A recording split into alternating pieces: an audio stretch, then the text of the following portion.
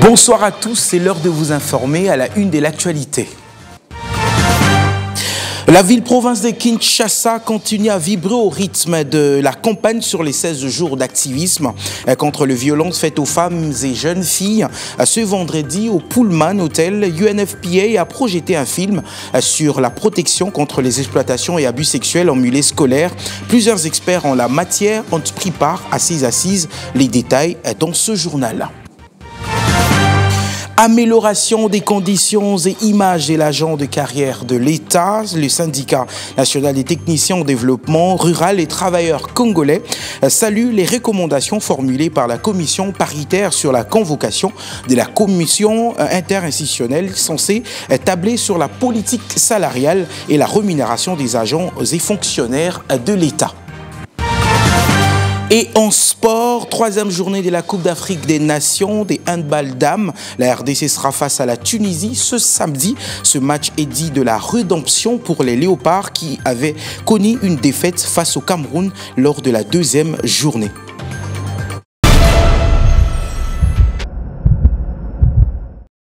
Allez, bienvenue. Si vous nous rejoignez, je le dis au sommaire, l'accès à l'éducation est un droit fondamental pour tous les enfants et un moteur important du développement de n'importe quel pays du monde.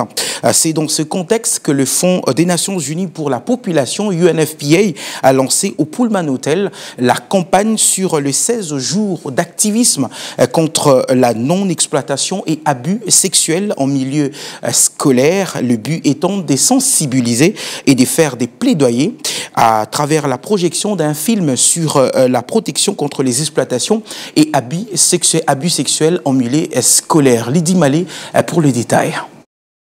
Non à l'exploitation et abus sexuels en milieu scolaire, c'est le thème abordé dans cette grande salle du Pullman par le Fonds des Nations Unies pour la population en partenariat avec le ministère de l'Éducation nationale et Nouvelle Citoyenneté.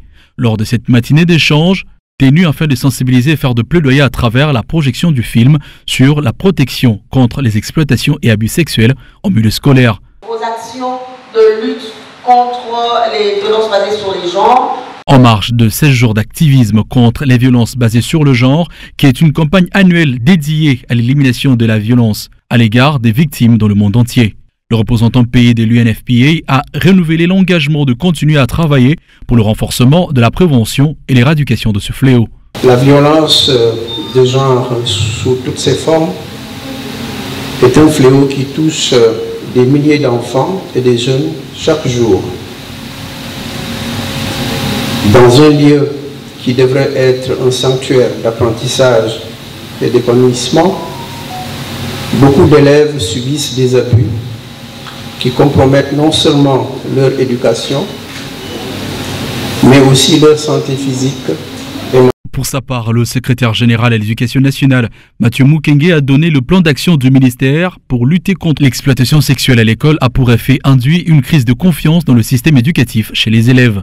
La collaboration entre les acteurs du système éducatif et les acteurs des violences basées sur le genre est une nécessité pour lutter contre les violences faites aux femmes et aux filles.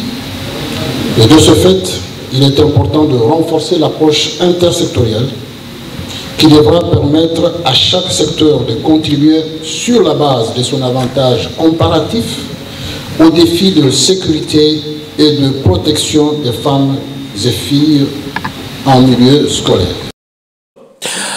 Et au sortir de ces assises, le conseiller du ministre de l'Éducation nationale et Nouvelle Citoyenneté, Godefroid Talaboulou, a énuméré les stratégies qu'a mis en place le ministère pour réduire, prévenir les violences, abus sexuels en milieu scolaire. On l'écoute.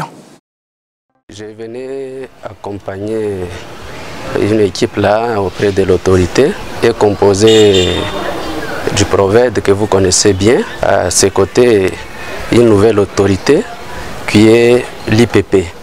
C'est comme vous le savez, l'excellence Madame la ministre de l'État, ministre de l'Éducation nationale et Nouvelle Citoyenneté, avait pris une décision, un arrêté, nommant des autorités. C'est là où on avait nommé Madame Massika comme IPP dans la province éducationnelle Lomami 1. Elle est arrivée hier. Nous sommes dit on paye les civilités à l'autorité et je présente officiellement cette nouvelle autorité qui venait d'arriver à Cabinda. Bon, je m'appelle Massika Jeanne-Françoise. Je reviens de Kinshasa. J'ai été nommé ici comme IPP à Lomami 1. Avant de travailler, il fallait quand même venir rendre les civilités aux autorités. Nous sommes là en tant que techniciens. Nous connaissons le rôle des inspecteurs. C'est de contrôler, former et évaluer pour la qualité de l'enseignement pour que nos enfants puissent réussir dans la vie. À Lomami, en tout cas, je me suis retrouvé chez nous. C'est chez nous, ce n'est pas chez moi, mais c'est chez nous. C'est toute l'inspection, toute la division, toute l'INACOPé qui s'était vraiment rassemblée pour m'accueillir. Je manque de mots à dire. Bon, nous sommes des soldats, nous sommes des militaires. Partout où nous retrouvons, nous devons travailler.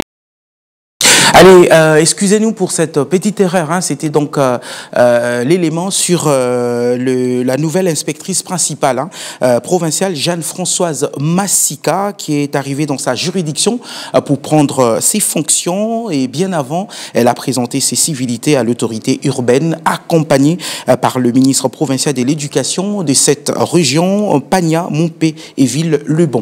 Alors, je le disais, hein, mesdames et messieurs, qu'au sortir des assises organisé par UNFPA, le conseiller du ministre de l'Éducation nationale et Nouvelle Citoyenneté, Godefroy Talabouli, a énuméré les stratégies qu'a mis en place le ministère pour prévenir les violences, abus sexuels en milieu scolaire. Tout à fait autre chose, certains acteurs du secteur éducatif et culturel de la République démocratique du Congo sont à l'honneur.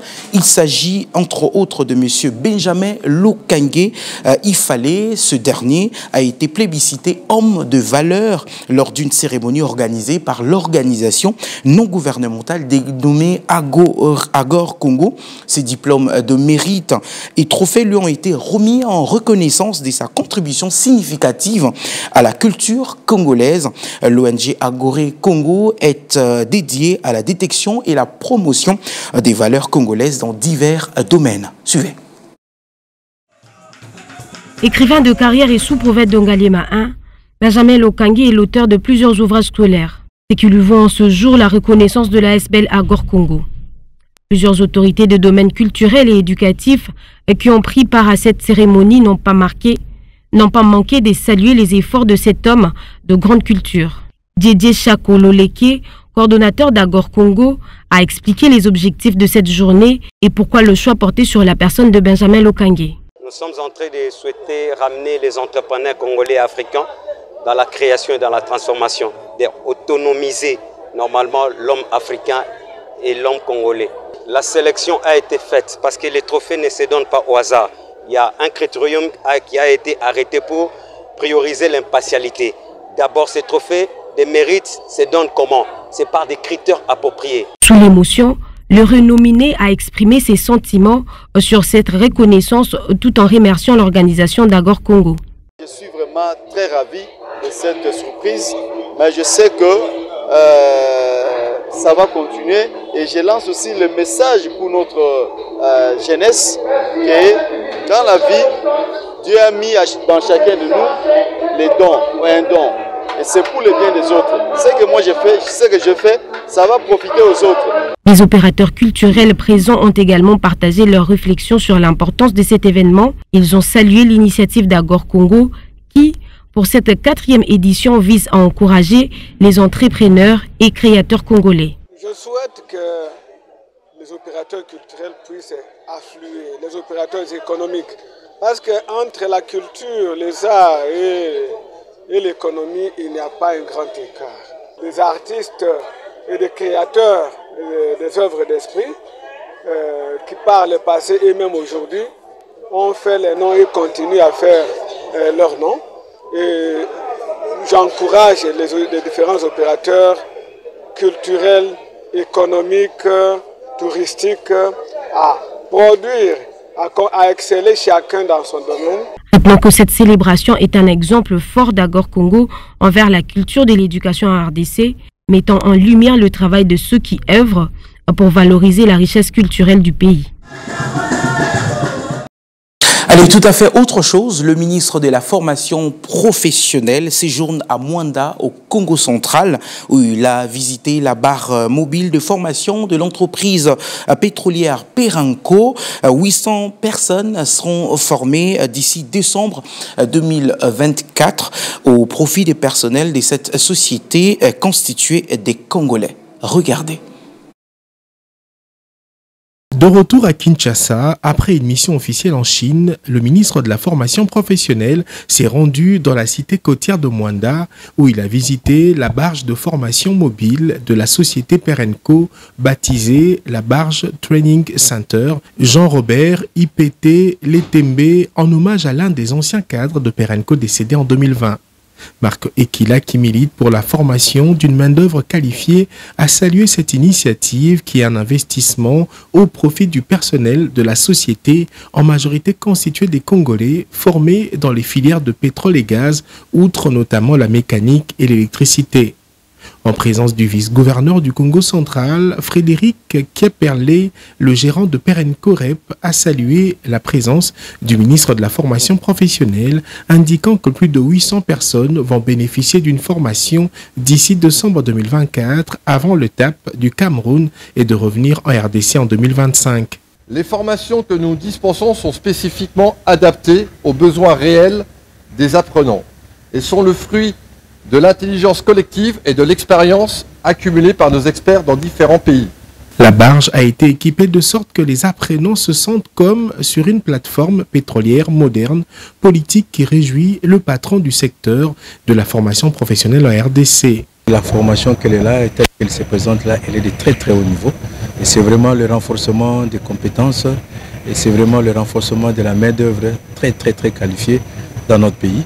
Et quand je parle de la main-d'œuvre qualifiée, je fais directement allusion au président de la République, Félix-Antoine Tshisekedi Tshilombo. Je tenais vraiment à assister à cette cérémonie aujourd'hui parce que ce que Perenco fait là, ça participe vraiment à l'action gouvernementale, comme je le disais déjà tout à l'heure, à la formation de la main-d'œuvre, à la détection des compétences de très haut niveau. Et comme vous le savez, quand vous avez une compétence de très haut niveau au niveau du personnel, ça veut dire que le développement socio-économique est assuré. Allez, prenons ce communiqué du ministre de l'Enseignement supérieur et universitaire qui informe, qui porte à la connaissance du public dans le cadre de la coopération bilatérale entre la République fédérale de Russie et la République démocratique du Congo. Le gouvernement de la Fédération de Russie vient de mettre à la disposition des étudiants congolais des bourses d'études universitaires et post-universitaires, licences, master et doctorat au titre de l'année académique 2025-2026. Toute personne intéressée par cette offre est prié d'entrer en contact avec la direction de la coopération internationale et régionale des LESU, située dans l'enceinte du secrétariat général du 10 ministère, 6 boulevard Tchachi, numéro 67, dans la commune de la Gombe. Notez bien, la date limite pour le dépôt des dossiers est fixée au 31 décembre 2024, communiqué signé Pacifique Ilosio Imonano, secrétaire général.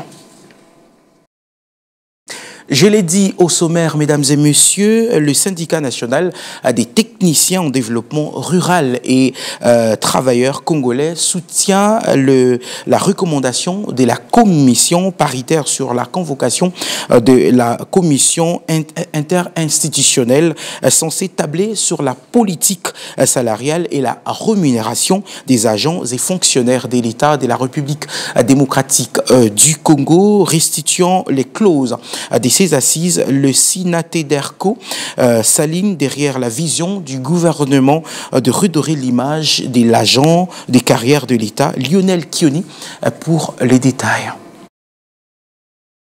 Au cours de cette réunion de restitution, les membres et comités du SINATEDERCO ont été informés des recommandations des travaux de la commission paritaire des Bibois sur les conditions sociales et professionnelles des agents de carrière de l'État.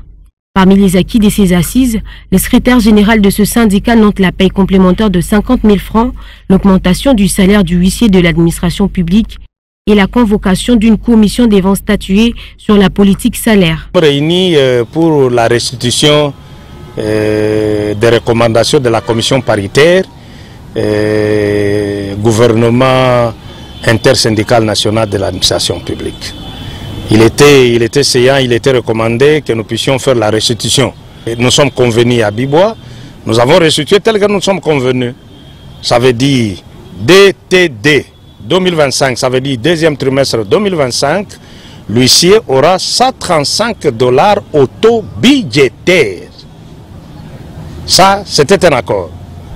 On s'est convenu avec le gouvernement que dès le 4e trimestre de cette année, en cours 2024, chaque agent aura dans la paie complémentaire de le mois d'octobre 50 000 francs congolais. Ça veut dire 50 000 octobre, novembre, décembre, janvier, février, mars. Et outre ça, on s'est accordé pour que le plus immédiatement possible, que soit convoquée la commission interinstitutionnelle qui doit traiter sur la politique salariale, afin de résoudre définitivement cette affaire de salaire et de rémunération des agents des carrières de services publics de l'État, dont également le membre du Sinaté-Derco. Le Sinaté-Derco attend réunir ses membres en assemblée générale pour évaluer la situation de l'agent de l'État. Allez, prenons le large en faisant un petit retour sur l'inauguration par le chef de l'État, Félix-Antoine Tshisekedi Tshilombo, du bâtiment administratif de l'agence autonome de la Banque centrale du Congo de Kalemi dans la province du Tanganyika. Cette activité de grande envergure a connu la participation des membres du gouvernement, les députés provinciaux et nationaux, le maire de la ville ainsi que plusieurs personnalités politiques et administratives du pays. Depuis Kalemi, Séraphine Lumbu.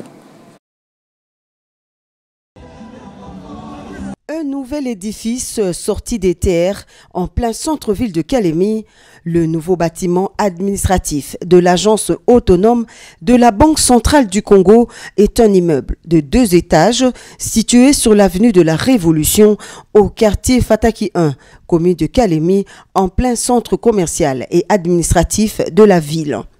En présence du chef de l'État Félix-Antoine Tshisekedi Tshilombo, la gouverneure de la Banque centrale du Congo, Madame Marie-France Kabedi Malangou, indique que ce bâtiment de 200 mètres carrés, acquis sur fonds propres, s'inscrit dans le cadre de la noble vision du président de la République visant l'amélioration des conditions de travail et de qualité de vie de son peuple. Ceci est le fruit d'un besoin exprimé par l'institution monétaire de doter à son agence provinciale de Kalemi d'un édifice modernisé en assurant un maximum de confort au personnel. Ce que vous allez inaugurer aujourd'hui s'inscrit dans votre noble vision visant l'amélioration des conditions de travail et la qualité de vie du peuple congolais. C'est dans ce cadre que s'appréhendent les efforts de la Banque centrale d'offrir ainsi à son personnel les meilleures conditions de travail. Le nouveau bâtiment administratif de la Banque centrale du Congo, siège de Kalemi, inauguré en ce jour par le chef de l'État, abrite non seulement les services de la banque, mais aussi des appartements pour ses hôtes de marque.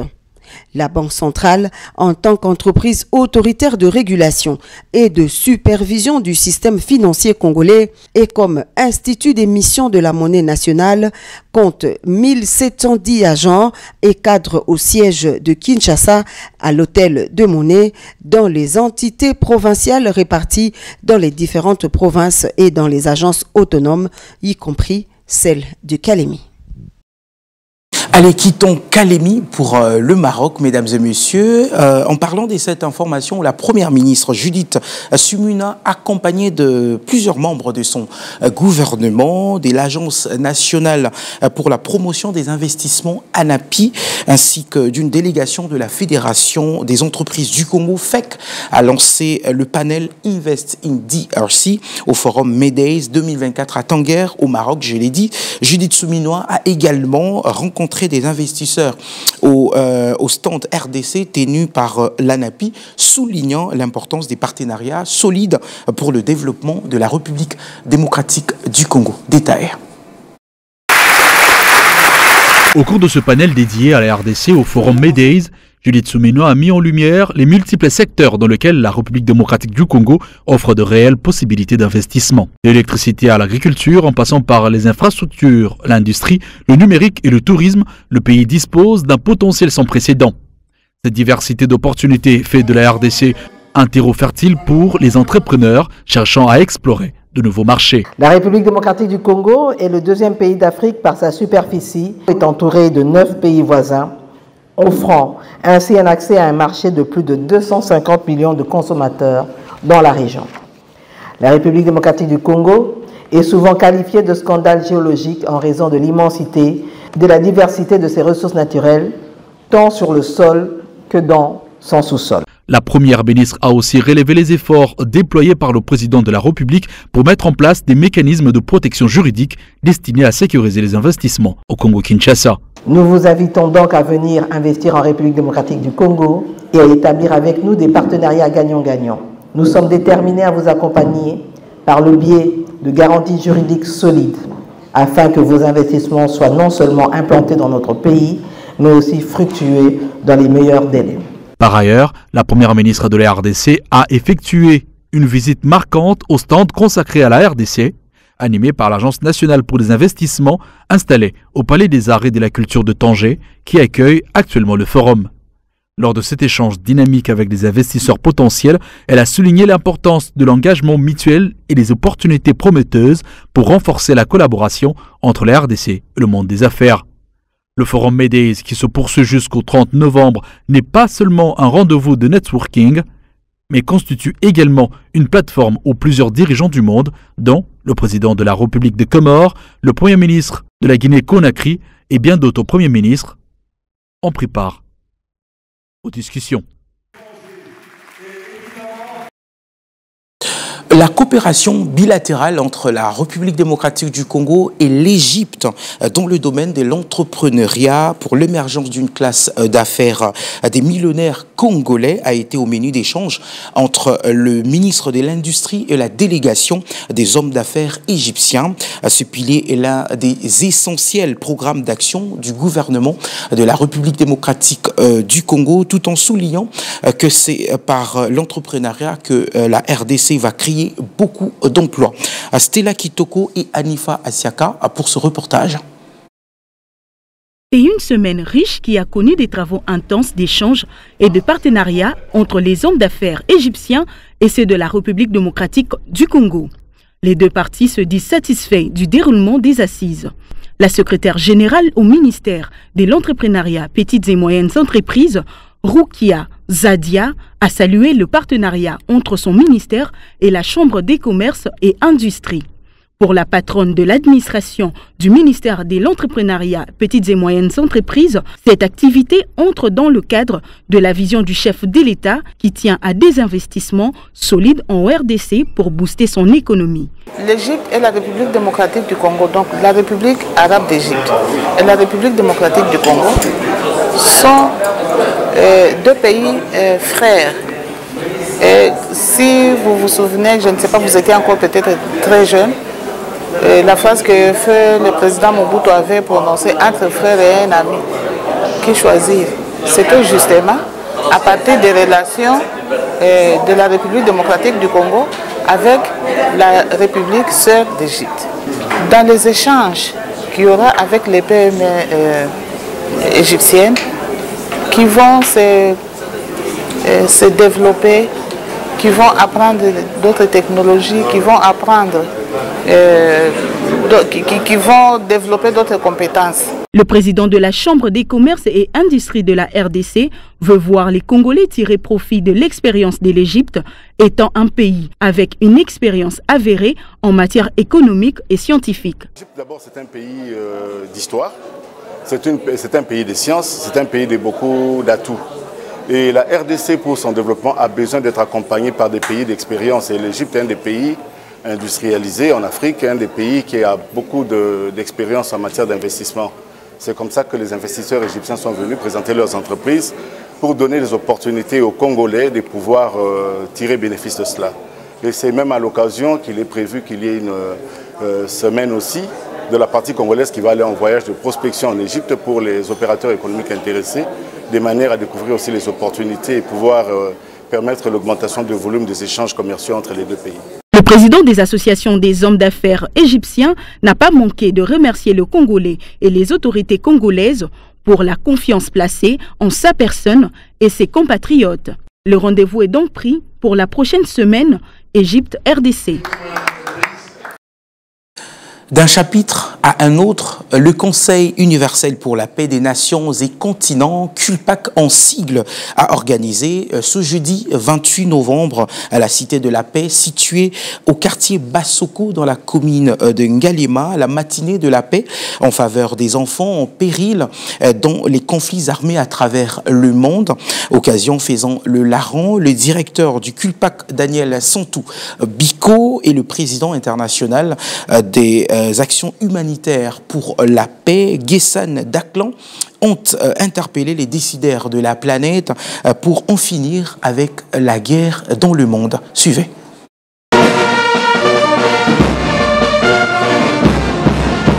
Le monde connaît depuis plusieurs décennies de conflits armés tels que celui qui sévit dans l'est de la RDC et tout récemment dans le conflit qui embrase le Moyen-Orient. Et les principales victimes sont les enfants innocents et leurs pauvres parents. C'est ainsi que le Conseil universel pour la paix de nations et continents, CULPAC en sigle, a organisé une matinée de la paix pour des enfants en péril dans les conflits armés à travers le monde. Occasion pour le directeur général de cette organisation internationale de faire des propositions aux dirigeants de la planète. Le Conseil universel pour la paix et des nations, CULPAC en abrégé, dans sa mission de paix, lève ce main en signe d'alerte pour que les enfants soient épargnés dans des conflagrations occasionnées par des adultes belliqueux qui oublient sciemment les bonheurs et les droits des enfants qu'ils étaient et qui en ont, et les élèvent aussi dans leur famille. Quel triste paradoxe! Le président international des actions humanitaires pour la paix, son Excellence Gassane Daklala, appelle à une justice juste contre les auteurs de crimes odieux contre les enfants, tout en responsabilisant le dirigeant du monde. Il sera mieux que les Nations Unies trouvent solution pour sauver les enfants et leurs parents, qu'on punisse les coupables des assassins qui tuent pour leur intérêt égoïste, de même pour les vendeurs des armes. Aussi, tous ces dirigeants qu'ils envoient leurs soldats assassiner des enfants ne vont jamais en guerre. À titre symbolique, le président international des actions humanitaires pour la paix a remis de vivres aux enfants représentant leurs semblables victimes des atrocités suite aux conflits armés à travers le monde. Et dans l'actualité également, sachez, mesdames et messieurs, que la foire internationale de Kinshasa, FIKIN, sera bientôt appelée Foire internationale du Congo-Kinshasa, FISEKIN en sigle. Cette réforme a été validée lors du dernier conseil des ministres. Plus de détails dans ces récits des Monsa Muriel. Le gouvernement congolais envisage de changer la dénomination de la foire internationale de Kinshasa FIKIN, qui sera appelée FIKIN, c'est-à-dire Foire internationale du Congo-Kinshasa. Cette proposition a été soumise au Conseil des ministres. L'objectif de cette réforme est d'étendre le champ d'action de la foire sur l'échiquier national. Elle répond à deux critères, à savoir la non-limitation de son champ à Kinshasa et la sauvegarde d'une résonance culturelle du patrimoine inscrit dans le jargon congolais. Notons que la foire internationale de Kinshasa est une manifestation internationale à caractère commercial, industriel, agricole et artisanal. C'est aussi un lieu abritant plusieurs jeux pour enfants et adultes toutes les années au mois de juillet ou début des vacances scolaires. Elle offrait des moments de détente. Ici est de signaler que la première édition internationale s'est tenue du 30 juin au 14 juillet 1969. Et en sport, avant de nous quitter, mesdames et messieurs, Coupe d'Afrique des Nations handball dames. La compétition sera à sa 3e journée. Ce samedi, la RDC sera face à la Tunisie pour un match de la rédemption après défaite 23-25 face au Cameroun lors de la 2e journée. Une défaite qui a sécué les Léopards dames de la RDC dans un gymnase du stade des Martyrs où le public a répondu présent, allais-je dire. Suivez.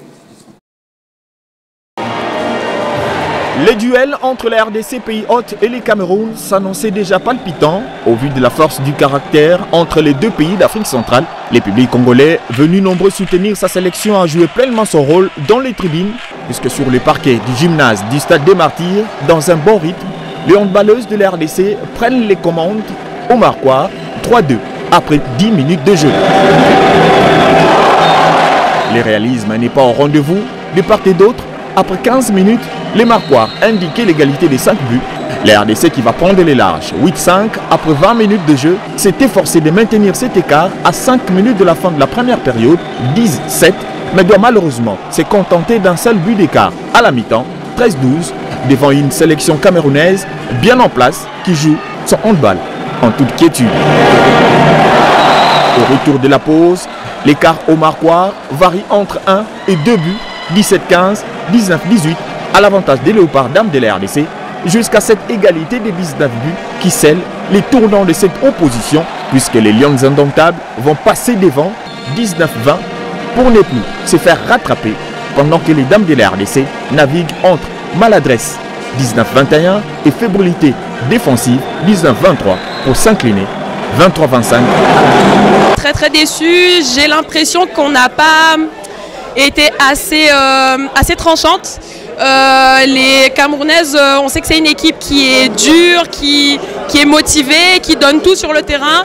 Et je pense qu'à certains moments, on les a trop laissés s'installer pendant la partie, à des moments importants où nous, justement, on n'a pas su répondre au niveau de ce qu'elles ont répondu. Cette victoire camerounaise est le fruit d'une sérieuse préparation de cette opposition assortie de la détermination de l'emporter sur la RDC pays hôte, a déclaré Mben Noël Bédiang. Nous avons préparé ce match avec beaucoup de sérieux. Nous savons que ça n'allait pas être un match facile. Du coup, nous l'avons commencé avec beaucoup de concentration, d'envie et surtout de détermination. La RDC compte une victoire et une défaite après 2 journées. La 3e s'annonce déterminante ce samedi contre la Tunisie, en quête d'une victoire après un nul et une défaite enregistrée lors des 2 premières journées dans le groupe B. Fin de ce journal, merci de l'avoir suivi.